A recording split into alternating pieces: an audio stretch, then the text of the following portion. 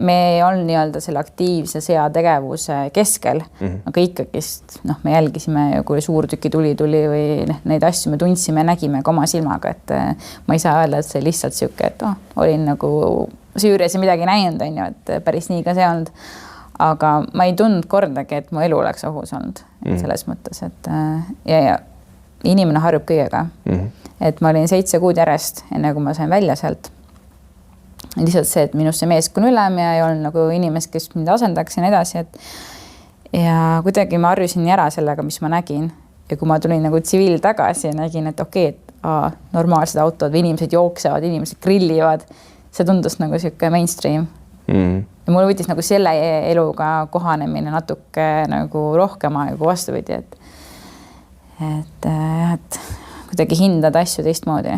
Mul olid seal ühed tüdrukud, olid siis Bhutanist.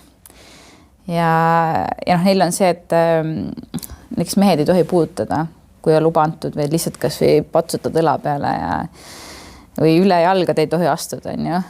Aga meil olid ikka siis, kaitsev ikka vaata, kes paneb sulle seda high five või rutskat või mis iganes, et ja nende jaoks oli hästi solvav see, et kuigi neil tegi seda, aga nad ei olnud ka seda välja. Ja siis tulid rääkis minuga. Siis ma pidin tegema siukse kultuurilise istumise, et okei, et räägime nüüd välja, kellel on miski asjad ja siis me saame kõik ühes koos edasi liikuda. Ja muidugi ka see, et mehe naise roll oli väga tugevalt, tuli ka vahelt välja. See andis mulle tegelikult väga palju juurde. Just see, et sa oled ülem erinevalt rahvustele inimestele, erineva taustaga, erinevad kultuurilised erinevused ja nüüd proovi need inimesed panna tööle. Minu magister oli juhtimises tehtud selles mõttes, et mul oli päris palju ka siukseid nippe ja viise võib-olla teadmisi, kuidas sa teha ja võimalikult edukalt teha. Aga jah, et ma arvan, et ma tulin tagasi palju parema juhina, enne kui ma läksin sinna. Delfi militaarpodcast. Eriväelase jutud.